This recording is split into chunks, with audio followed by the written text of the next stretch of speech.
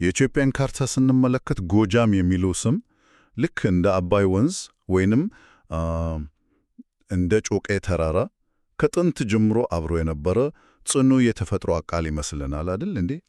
አዎ ማለቴ መቼም ቢሆን ያልተቀየረ እና የማይቀየር ስም አድርገን ነው የምናስበው። ልክ ነው። ግን የዛሬው ጥልቅ ዳሰሳችን የምንጀምረው በአንድ በጣም አስደንጋጭ የታሪክ እውነታ ነው። ምን መሰለሽ? የዚህ ታላቅ ክልል ስም ከጥንት ጀምሮ ጎጃም አልነበረም። በፍጹም አልነበረም። አዎ አየሽ፣ የመጀመሪያውና ትክክለኛው ታሪካዊ ስሙ ጎዛም ነበር።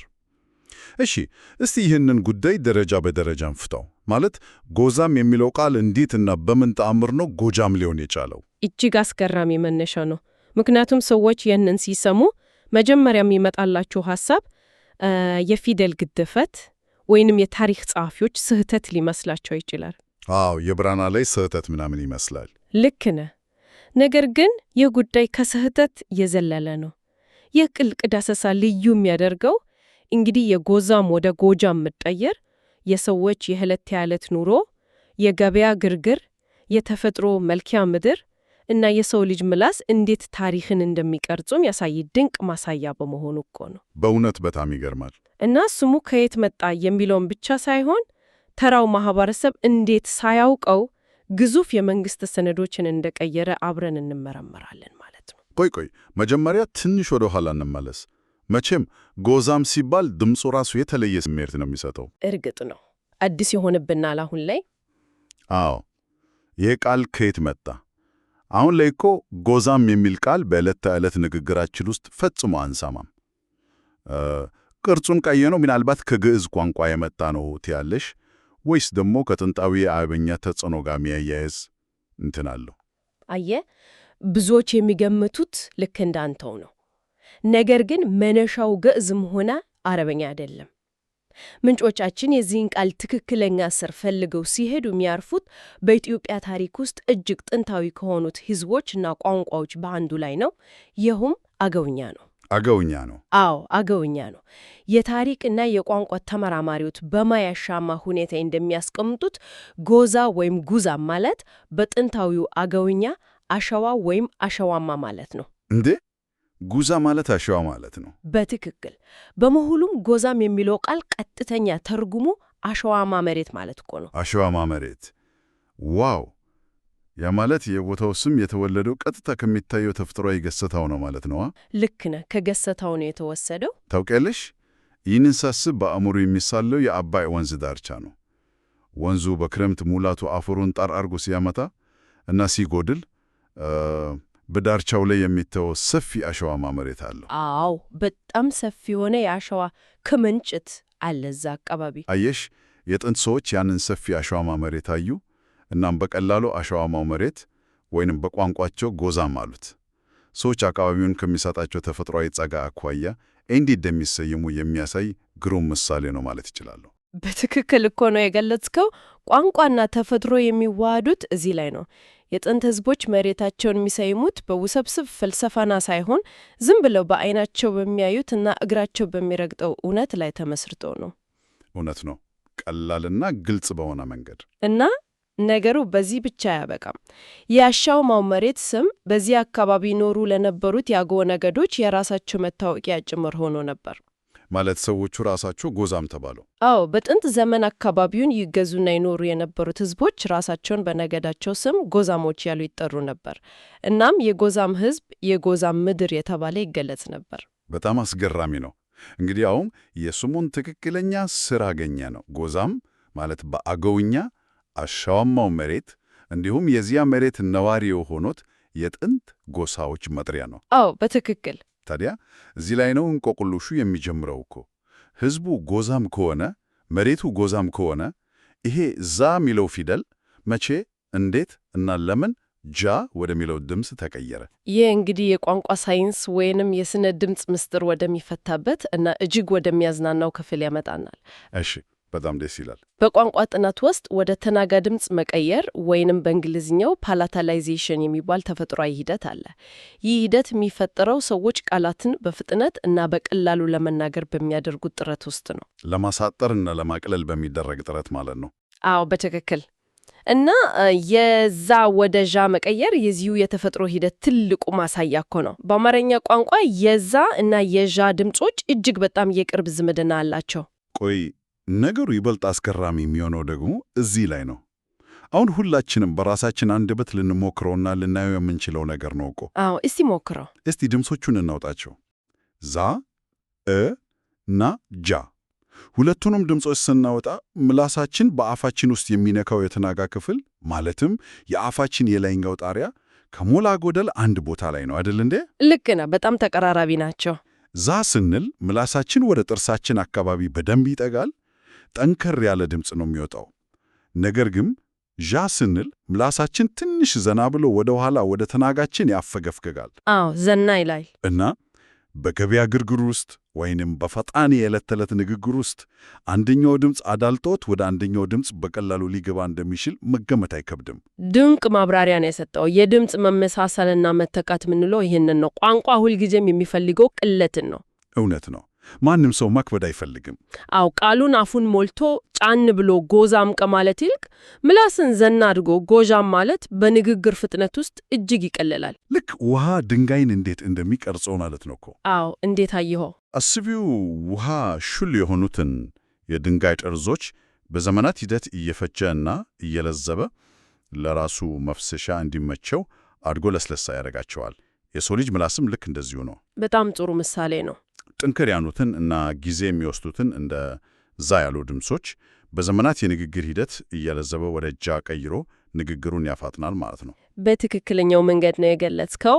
እና ማህበረሰቡ ሳያውቀው እኮ ነው ለንግግርና ለአጠራር ቅለት ሲል ቀስ በቀስ ዛን ወደ ጃ የቀየረው። ሳያስበው በሂደት የተፈጠረ ነው። አዎ፣ ይህ ደግሞ በጎጃም ስም ላይ ብቻ የተከሰተ ነጠላ ክስተት አይደለም። በቋንቋችን ውስጥ ሌሎች በርካታ ምሳሌዎች አሉን። እንደምን አይነት? ለምሳሌ ያህል ገዘተ የሚለው ቃል በጊዜ ሂደት እና በአንዳንድ ዘይቤዎች ወደ ገጀተ ተቀይሯል። ገዘተ ገጀተ ሆነ። አዎ፣ መረዘ የሚለው ቃልም እንዲሁ ወደ መረጃ አልፎም መርጃ ወደሚል ቃል ተቀይሯል። የሰው ምላስ ሁልጊዜም ቀላሉን መንገድ ነው የሚመርጠው። ቆይ ግን እዚህ ላይ አንድ ጠንካራ ጥያቄ ማንሳት ግድ ይለኛል። ይህ የድምፅ ለውጥ ሂደት በንድፈ ሐሳብ ደረጃ በጣም አሳማኝ ነው። ተራ ሰዎች በእርሻ ቦታ፣ በገበያ ውስጥ ወይም በዕለታዊ የቡና ላይ ወሬያቸው ቃላትን ለአተራር እንዲቀላቸው ቢያጣሙ ወይም ቢያሳጥሩ አይገርም። እርግጥ ነው አይገርም። ነገር ግን የሕዝብ የገበያ ቋንቋ እንዴት የቤተ መንግሥትን ይፋዊ ሰነድ፣ ታላላቅ ዜና መዋሎችና የካርታ ስሞችን ሊቀይር ቻለ? ሕዝቡ በመንገድ ላይ ጎጃም ስላለ ብቻ ነገሥታትና ጸሐፊዎቻቸው እሺ ከዛሬ ጀምሮ ሕዝቡ እንደሚቀለው አንጻፈው ብለው በአዋጅ ቀየሩት ማለት ነው? ጥሩ ጥያቄ ነው። እና ይህ ለውጥ በታሪክ መዝገብ ላይ እንዴት ሰረጸ? እጅግ ወሳኝ ጥያቄ ነው። ይህ ጥያቄ እንግዲህ ቋንቋን በትክክል የሚቆጣጠረው ማን ነው ወደሚለው መሰረታዊ ክርክር ይወስደናል። መልሱ አጭር ነው፣ ሕዝብ ነው። ሕዝብ ነው ወሳኙ። አዎ፣ ይህንንም የምናረጋግጠው ወደ ኋላ ተመልሰን ታሪካዊ ሰነዶችን ስንመረምር እኮ ነው። የዚህን ድምፅ ዝግመተ ለውጥ የሚያሳዩ ጠንካራ እና የማይካዱ የጽሑፍ ማስረጃዎች አሉን። ምንድን ናቸው እነሱ? ለምሳሌ በ14ኛው ክፍለ ዘመን በነበሩት በታላቁ ንጉሥ አጼ አምደ ጽዮን ዜና መዋዕል ላይ አገሩ በግልጽና በማያሻማ ሁኔታ ጎዛም ተብሎ ተጽፎ ይገኛል። የንጉሡ ጸሐፊዎች ዘመቻውን ሲመዘግቡ ያቋረጧቸውን ወንዞች እና የረገጧቸውን ግዛቶች ሲያሰፍሩ ስሙ ጎዛም ነበር። አጼ አምደ ጽዮን ማለት እኮ በኢትዮጵያ ታሪክ ውስጥ እጅግ ገናናና ጠንካራ ማዕከላዊ መንግሥት ከገነቡት ነገሥታት አንዱ ናቸው። አዎ፣ በጣም ታዋቂ ንጉሥ ናቸው። የእሳቸው ዜና መዋዕል ደግሞ የመንግሥት ከፍተኛው ሕጋዊና ይፋዊ ሰነድ ነው። በዚያ ሰነድ ላይ የቤተ መንግሥቱ ጸሐፊዎች በጥንቃቄ ጎዛም ብሎ መጻፋቸው ስሙ በዚያ ዘመን ይፋዊ ሕጋዊና በማንም ዘንድ ጥያቄ ማይነሳበት መጥሪያ እንደነበር ያረጋግጥልናል አይደል? በእርግጠኝነት ያረጋግጥልናል። ማንም ሰው በ14ኛው ክፍለ ዘመን ጎጃም አይልም ነበር ማለት እኮ ነው። በትክክል አልፎም እስከ 16ኛው ክፍለ ዘመን ድረስ በጥንታውያን ገድላት፣ የቤተ ክርስቲያን የብራና መጻሕፍት እና የመሬት ርስት ስጦታ ሰነዶች ላይ ይኸው ጥንታዊ ስም ጎዛም ተብሎ ሲጻፍ እንመለከታለን። እስከዛ ጊዜ ድረስ አልተቀየረም ነበር። አዎ፣ ነገር ግን ከ15ኛው ክፍለ ዘመን መጨረሻ እና ከ16ኛው ክፍለ ዘመን ጀምሮ ነገሮች መለወጥ ጀመሩ። እዚህ ላይ ነው የውጭ አገር ካርታ ሰሪዎች መዝገብ ታሪኩን ሕያው አድርጎ የሚያሳየን። አሃ የውጭ አገር ዜጎች መጡ። አዎ፣ በተለይም የፖርቹጋል ካርታ ሰሪዎች እንደነ አልሜዳ እና ኋላም እንደነ ሉዶልፍ ያሉ አጥኞች ወደ ኢትዮጵያ ሲመጡ እና ስለ አካባቢው ሲያጠኑ የጻፉት ነገር እጅግ አስገራሚ እኮ ነው። እስቲ ያንን ጊዜ በአይነ ህሊናችን እንሳለው። አንድ የፖርቹጋል ካርታ ሰሪ በዚያ በ16ኛው ክፍለ ዘመን አባይ ወንዝ ዳር ቆሞ ላቡን እያበሰ የአካባቢውን ሰው ይህ ሰፊ ግዛት ማን ይባላል ብሎ ይጠይቃል። አዎ ይጠይቃል። እንግዲህ ካርታ ሊሰራ ነው። ካርታ ሰሪው የራሱ የሆነ የፊደል አጻጻፍ የለው፣ የሚሰማውን ነው የሚጽፈው። አንደኛው ዕድሜ ጠገብ የሆነ የአካባቢው ሽማግሌ የጥንቱን ንግግር ጠብቆ ጎዛም ይለዋል። ልክ ነህ። ሽማግሌው አሮጌውን አጠራር ነው የሚጠቀመው። ካርታ ሰሪውም በብረናው ላይ GOZAM ወይንም ጎዛም ብሎ ይመዘግበዋል። ከጥቂት ቀናት በኋላ ደግሞ ሌላ ወጣት ነጋዴ አግኝቶ ሲጠይቀው ያ ወጣት አፉን አጣጥሞ ዘመናዊ በሆነው ፈጣን አጠራር ጎጃም ይለዋል። አዎ ወጣቱ አዲሱን አጠራር ነው የሚጠቀመው። ካርታ ሰሪውም ግራ ተጋብቶ አሁንም GOGM ብሎ ይጽፋል ማለት ነው። ልክ እንደዛ ነው የሆነው። ምንጮቻችን በግልጽ እንደሚያሳዩት በ15ኛው እና 16ኛው ክፍለ ዘመን በተሳሉ የአውሮፓ ካርታዎች ላይ ስሙ በአንድ ወጥ መንገድ አልተጻፈ። በሁለቱም መንገድ ተጽፏል ማለት ነው። አዎ አንዳንዶቹ ጎዛም ሲሉ አንዳንዶቹ ጎጃም ይላሉ። የሚያሳየን የ16ኛው ክፍለ ዘመን ትክክለኛ የቋንቋ ሽግግር ጊዜ እንደነበር ነው። አሃ የሽግግር ጊዜ ነበረ። አዎ ሕዝቡ በዕለት ተዕለት ንግግሩ ጎጃም ማለትን በስፋት እየተላመደ እና እያጸደቀው መጥቷል። ነገር ግን አሁንም ጎዛም የሚለው ስም በተለይ በጽሑፍና በዕድሜ ገፋ ባሉ ሰዎች ዘንድ ሙሉ በሙሉ አልጠፋም ነበር። ይህ እኮ የቋንቋን ሕያውነት እንደ ፊልም ቁልጭ አድርጎ ነው የሚያሳየን። በጣም እንጂ። አሮጌው ቃል እና አዲሱ ቃል ገበያ ላይ ሲታገሉ፣ በመጨረሻም አዲሱና ለአጠራር ቀላል የሆነው ቃል ሲያሸንፍ እንመለከታለን።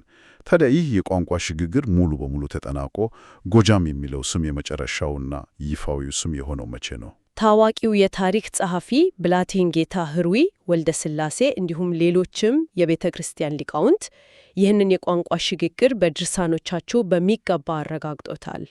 ከ17ኛው ክፍለ ዘመን በኋላ በተለይም የጎንደር ነገሥታት ዘመን እየተጠናከረ ሲመጣ የሕዝቡ የንግግር አመል ሙሉ በሙሉ አሸነፈ። ሙሉ በሙሉ ጎጃም የሚለው ተቀባይነት አገኘ ማለት ነው። አዎ ጎጃም የሚለው ስም በመንግስት መዋቅር፣ በይፋዊ የግብር ሰነዶች እና በቤተ ክርስቲያን መዛግብት ውስጥ ሙሉ በሙሉ ጸንቶ ሊቀጥር ቻለ። የገበያው አጠራር የቤተ መንግስቱን ብራና ቀየረ ማለት ነው እኮ። እሺ አሁን ከድምፅ ለውጡና ከታሪክ ሰነዶቹ ባሻገር ወደ ሌላኛውና እጅግ በጣም አስፈላጊ የሆነው አቅጣጫ እንሻገር። ይህ የድምፅ ለውጥ ብቻውን አንድ ግዙፍ ክልል እንዴት ለዘመናት የራሱን ልዩ ማንነት ይዞ ሊቆይ እንደቻለ ሙሉ በሙሉ ሊያስረዳን ይችላል። እርግጥ ነው አንድ ምክንያት ብቻ አይሆንም። እዛ ወደ ጃ መቀየሩ የአጠራር ጉዳይ ነው። ነገር ግን ስሙ ራሱ ከቦታው መልክዓ ምድር በተለይም ከውሃውና ከመሬቱ ጋር የተሳሰረ ጥልቅ ትርጉም አለው የሚል ሁለተኛ ጠንካራ መላመት አለ እኮ። ይህንንስ ምንጮቻችን እንዴት ይገልጹታል? ይህንን ከሰፊው አውድ ጋር አገናኝተን ብንመለከተው ታሪክ እና የማንነት አፈጣጠር በአንድ ነጠላ ምክንያት ብቻ አይመራም። ልክ ነው። አየህ፣ ከቋንቋው እና ከጎሳው ስም በተጨማሪ መልክዓ ምድራዊ አቀማመጡ ራሱ ለስሙ ትርጓሜ እና ለክልሉ ሕልውና እጅግ ትልቅ አስተዋጽኦ አድርጓል። ብዙ አጥኚዎች ጎጃም የሚለውን ቃል ተከፍሎ የተከበበ አገር ወይም ራሱን የቻለ በውሃ የታጠረ መሬት ብለው ይተረጉሙታል። ይህ እኮ የኢትዮጵያን ካርታ ለተመለከተ ማንኛውም ሰው ወዲያውኑ ግልጽ የሚሆን እውነት ነው። አዎ ወዲያው ይታያል። ታላቁ የአባይ ወንዝ ከጣና ሐይቅ ከወጣ በኋላ ዝም ብሎ ወደ አንድ አቅጣጫ አይፈስም እኮ። መጀመሪያ ወደ ደቡብ ምስራቅ፣ ከዚያም ወደ ደቡብ፣ በመቀጠልም ወደ ምዕራብ እንደ ሰሜን ምዕራብ እየታጠፈ ልክ እንደ ግዙፍ የተፈጥሮ ቀለበት ወይንም እንደማይደፈር የድንጋይ ግንብ አጥር ጎጃምን ዙሪያውን ይከበዋል። ልክ ነህ። ዙሪያውን ነው የሚያጠልቀው። ይህ ወንዝ ጎጃምን ከጎንደር፣ ከወሎ፣ ከሸዋና ከወለጋ ይለየዋል። በትክክል። እና የተራ መለየት አይደለም። የአባይ ሸለቆ እጅግ ጥልቅና ለመሻገር አስቸጋሪ በመሆኑ ክልሉን እንደ ትልቅ የተፈጥሮ ምሽግ አድርጎታል። አዎ መሻገር ራሱ ትልቅ ፈተና ነው። ይህ መልክዓ ምድራዊ መነጠል አካባቢው የራሱን የተለየ ባህል፣ የዳበረ የታሪክ ማንነት እና የጸና ስም ይዞ እንዲቆይ ያስችሎታል። መሬቱ በውሃ የተከበበ እና ራሱን የቻለ ግዛት ስለሆነ የተከበበችው ምድር የሚለው ትርጓሜ ከቦታው ጂኦግራፊያዊ እውነት ጋር ፍቱም ይስማማል። ስለዚህ የጎጃም ስም አመጣጥ ሲጠቀለል የሁሉ ነገር ድምር ነው ማለት ነው። አዎ፣ የሁሉም ውህድ ነው።